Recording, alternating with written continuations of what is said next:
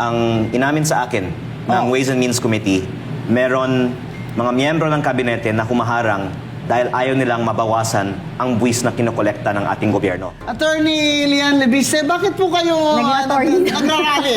Ay, attorney. Ako na attorney, pasensya na. Congressman Lian, bakit po kayo na nagrarally sa Liwasan ilang araw na? Yes, ma'am. At kaya ako nandito din para imbitahan kayo at inyong mga manunood sa ating rally na nasa ika-7 araw na. Wow! Ngayong araw. Ang aking mga kababayan mula sa unang distrito ng Batangas ay nagka-camping doon mula last week pa. At kahapon nanggaling tayo sa Kongreso. At ang Kongreso po kasi ay may napakarami ng mga hearings. No. Pero hindi pa sineschedule ang botohan sa mga iilang mga kinakailangang measures kasama na ang pagbaba ng VAT.